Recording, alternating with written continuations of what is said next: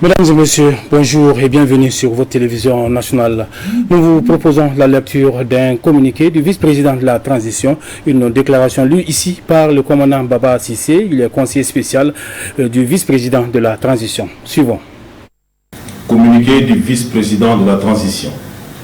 Suite à une crise de plusieurs mois au plan national, prenant en compte des grèves et manifestations de divers acteurs sociaux et politiques, le gouvernement dirigé par M. Mokhtar Ouane s'est montré incapable de constituer un interlocuteur fiable, susceptible de mobiliser la confiance des partenaires sociaux.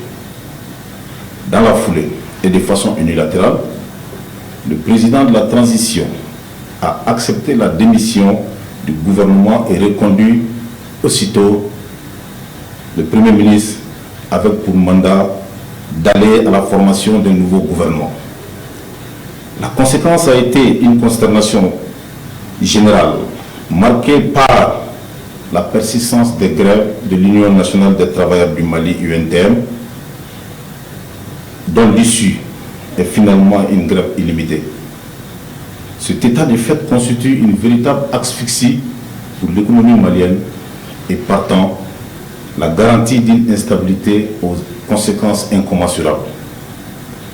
Dans les démarches de constitution d'un nouveau gouvernement, le Premier ministre, nouvellement reconduit, a établi une liste en accord avec le président de la transition, sans aucune concertation avec le vice-président en charge des prérogatives à lui conférées par la charte, à savoir la défense et la sécurité.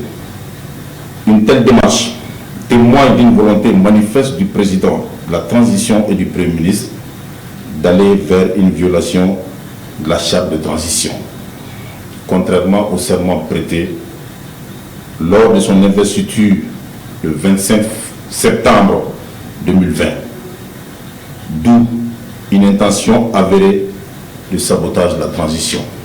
Nonobstant les interpellations et négociations diverses engagées par le vice-président auprès des chefs d'État de la sous-région et de certaines chancelleries présentes au Mali, en vue d'amener le président de la transition et le Premier ministre à respecter les prescriptions de la charte de transition, ceux-ci sont malheureusement restés persistants dans leur posture. Ainsi, de par le serment prêté, en même temps que le président de la transition est tenu par l'engagement patriotique pris devant le peuple malien ainsi que devant les forces de défense et de sécurité, le vice-président de la transition s'est vu dans l'obligation d'agir pour préserver la charte de transition et de défendre la République en vue de mettre hors de leurs prérogatives le président et son Premier ministre ainsi que toutes les personnes impliquées dans la situation. En cette circonstance, le vice-président de la transition invite les populations à vaquer librement à leurs occupations et les rassure de l'engagement indéfectible des forces de défense et de sécurité à préserver l'intérêt supérieur du peuple malien, conformément à l'esprit et à la lettre de la charte de transition. Au demeurant, le vice-président de la transition tient à préciser que le processus de transition suivra son cours normal et que les élections prévues se tiendront courant 2022. Je vous remercie. Frère Moko, le 25 mai 2021.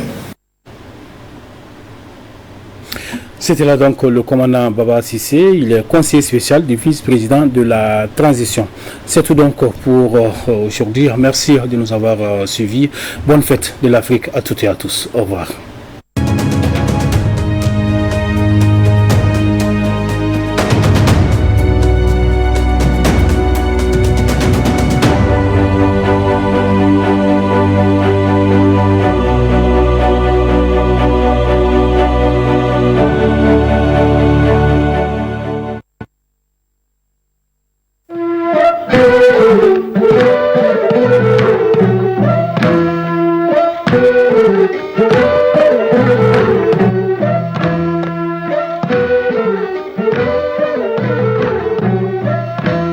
Bawde noddi bulla hanko faade fulla